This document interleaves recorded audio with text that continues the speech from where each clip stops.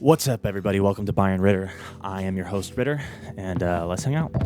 So first thing I want to talk about is some rumors about some contract extensions. So we have Kimmich, which was pretty much already announced to be going through for sure, negotiated his contract by himself. What a boss. I mean, is there anything he can't do? He plays every position on the field, and he's his own agent. I mean, pretty sick if you ask me. The second one was Goretzka, and Goretzka had been rumored to have a little bit more of a shaky kind of negotiation, but I think today it's actually been confirmed that he will kind of be going through the same process and be confirmed within the next couple days. So that's great to see. I love to see when players kind of get paid what they're worth in comparison with other clubs across the world. You see a lot of Premier League teams, PSG, paying these players truckloads of money, and I think that Bayern Munich can't always compete when it comes to wages. I think I heard that Uli Hoeneß or Karl-Heinz Rummenigge, one of them, looked at Messi's contract and laughed, because there was just no way that they could ever afford to pay Messi, even if we got him for free. So, I mean, we're not the most ballin' club when it comes to spending money, but I don't mind that, to be honest. These players really love playing for the club, and it's clear players like Kimmich and Goretzka love playing for the club. So it's good to see that they are getting at least rewarded for their performances and their leadership attributes, and their impact on the club is close to irreplaceable. I'm glad to see that they're extending, and I can't wait to see the midfield duo this season tearing it up as usual. Moving on to match predictions. So we got KOLN coming up on Sunday, tomorrow, and Neuer is going to be out. Unfortunately, he had that injury that he picked up versus Dortmund. I think he might just be out for this week, maybe next week as well, but apparently it could have been a lot worse, and we got lucky that it wasn't worse than it was. So grateful for that. However, I think big Sven Ulreich will be in between the posts. He's had a tremendous history at the club, and he's always willing to fill in for Manuel. So it'll be good to see him get some game time.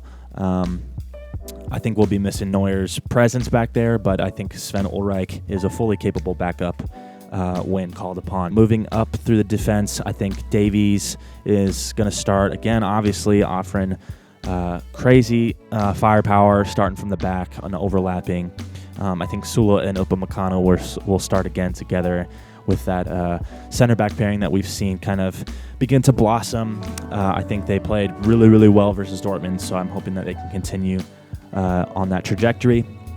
Stanisic, I think, definitely will start. I've actually seen something from Sky Deutschland saying that, let's see, I'll just read it. Josip Stanisic has become everyone's favorite within the club. His stability, fearlessness, and performances are also praised by the players. Stanisic trains 1 extra hour in the gym after every training day and builds on his muscles. For now, Stanisic is actually considered the number 1, and Pavard is number 2. I don't really think that may not be true. Pavard's injured. Of course, he's not going to be number 1. He's on medical leave right now. So I don't really know that that's 100% accurate. I think Stanisic does have a ton of potential. I think I've always thought Pavard was better at center back than he was at right back. Going forward, he's kind of lacking for me in a lot of different ways. I don't think he's quite dynamic enough to be playing as a fullback in our system with those overlapping fullbacks. But who knows? We'll see. I mean, Stanisic has not impressed me as much as it seems that he's impressed other people, which is fine. I may be being too harsh on him, but I have a pretty high expectation for players at our club, and I think he's just been a little bit careless. I mean, he's full of youth, which is great. Like they said, he plays with a lot of fearlessness. So we'll see what he can bring. I think he's only going to improve. So, nothing bad about that. You got to start somewhere, and I definitely think he could be a valuable asset for us going forward throughout the season, especially since that was one of our weakest points, was right backs. I mean, we obviously had to play Kimmich there last season or season before when we won the Champions League. So I would love to not have to do that again. I really think that Kimmich offers a lot more in the midfield. So, yeah, I think Stanisic, needless to say, will start. Goretzka and Kimmich, our new contract extendees, will be starting in the midfield.